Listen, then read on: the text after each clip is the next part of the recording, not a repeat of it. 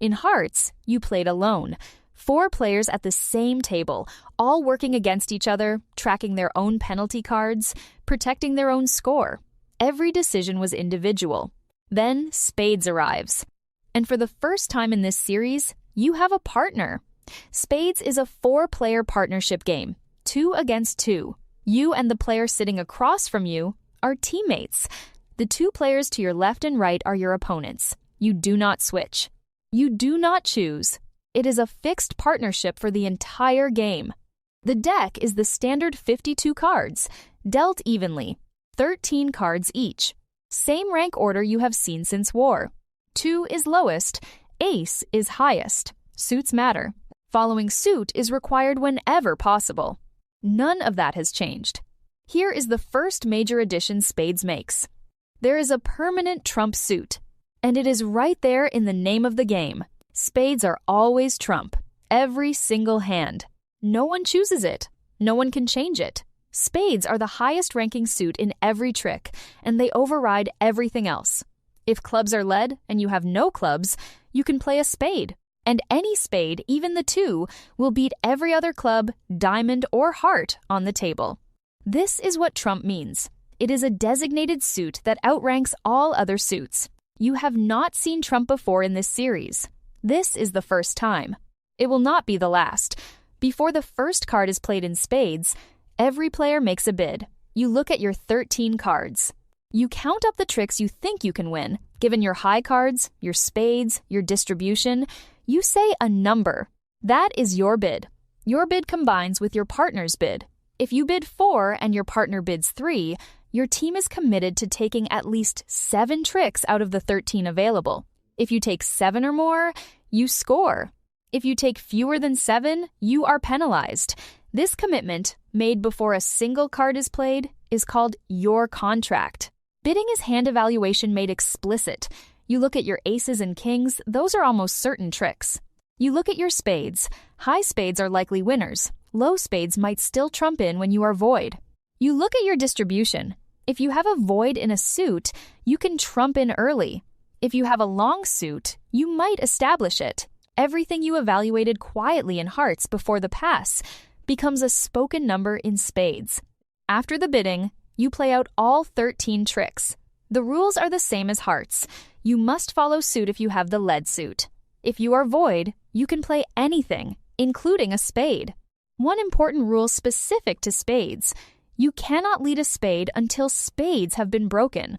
Spades are broken the first time a player discards a spade because they cannot follow suit. After that, anyone can lead spades freely. In spades, every card you play is also a message to your partner. Which card you lead, which you discard, when you choose to trump in, all of it tells your partner something about what you hold. You cannot talk. You cannot show your hand. But every card choice is a form of communication. The better you and your partner read each other, the better you do. If your team takes at least as many tricks as you bid, you score 10 points per bid trick. Extra tricks are called bags. Bags are worth 1 point each, but every 10 bags costs you 100 points. This forces honest bidding. If your hand is worth 5 tricks, bid 5. Bidding too low will eventually hurt you. If your team takes fewer tricks than your combined bid, you lose 10 points for every trick you bid. Miss badly enough, and a strong point lead evaporates in a single hand. There is one special bid: nil. You are declaring that you will take 0 tricks. Succeed, and your team scores 100 bonus points. Take even 1 trick, and your team loses 100 points. Your partner often has to actively protect you, winning tricks you might accidentally take. Let me show you what Spades is really teaching you. A permanent trump suit. In Spades, it is always spades. In contract bridge, the auction determines the trump suit.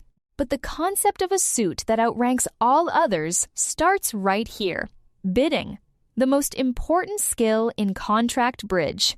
Before the first card of every bridge hand, both sides hold an auction where they establish a contract, a commitment to take a certain number of tricks in a certain trump suit. Spades gives you the simplest version of that auction. Bridge takes that conversation and builds the most sophisticated system of card game communication on top of it. Partnership play. In bridge, as in spades, you and your partner share the same contract. What you do affects them. What they do affects you. The silent communication through card play is identical, but in bridge, the auction before the hand is also a structured partnership conversation, a dialogue about both hands combined. Honest hand evaluation. In bridge, overbidding is punished. Underbidding means leaving points on the table. Spades trains you to look at your hand honestly and convert what you see into an accurate number. That is the foundational skill of every bridge auction. Trump, bidding, partnership, honest hand evaluation. These are 4 of the 5 core elements of contract bridge. Spades just handed you all of them. You completed episode 3, you have Trump, you have a partner, you have a bid. Gin Rummy is next, and it will teach you a completely different way to think about a hand of cards.